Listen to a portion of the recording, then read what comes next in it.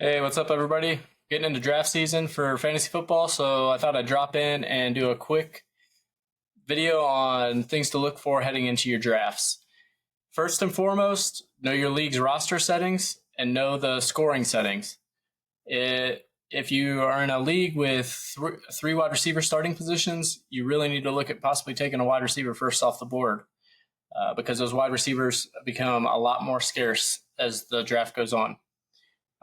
Two quarterback superflex leagues, you're looking at taking quarterback early to fulfill one of those quarterback roles, which leads me into the next fact of understanding positional scarcity. When you're drafting, you want to understand positional scarcity because if you're in a one quarterback league, you don't want to take a quarterback early because those RBs, wide receivers, those become a lot more important. Since you're filling 2 to 3 of those in your roster, along with your flex positions. You don't want to take quarterback tight ends early. We talked to Riley about this a few episodes ago. He drafted Travis Kelce, Patrick Mahomes to get that stack early last year. He drafted first, second round.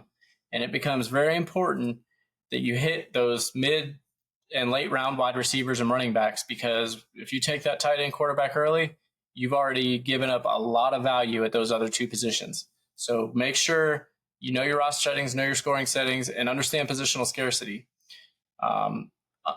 Also, if you're going to draft based off of rankings, draft based off tier-based rankings, not just a list of rankings. If you draft based off tier-based rankings, it gives you the opportunity to know that you have 3 running backs in a tier. You're at that last of that tier, and you really don't like the next tier. So you may want to take that that running back when it comes your turn to draft to ensure you get a running back in that higher tier that you like.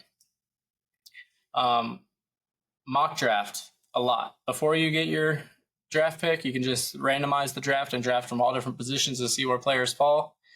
Once you get your position, draft a lot in that position because you want to see where the players you're looking for fall. So if you feel like you got to reach a round ahead, then it gives you that opportunity. But know where those players are falling by mock drafting. Mock draft with other live people, not just the computer, because if you mock draft with a computer, they're going to go pretty close to ADP all the time. If you draft people, you're going to see where they're reaching and see if you're going to have to reach a little more than expected. Use those mock drafts. Find those late round gems.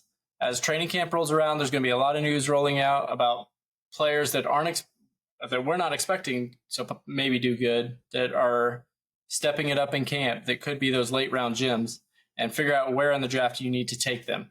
So hunt for those late round gems. Make sure you get them in the round that they're going, maybe a little ahead. Also focus on injury risk. You don't want to load your team up with a bunch of people that have had previous injuries, such as Cooper Kupp and Jalen Waddle. You don't want to load your wide receiver room with those two players because, they've been injury-ridden in the past. You don't want to take that chance to have your entire wide receiver room that you drafted be riddled with injuries. So this is just a few of the things that kind of look for going into your draft. If you have anything you feel I missed, drop it down in the comments. We could discuss that. Hit that subscribe button and show us some love. You guys have a good one.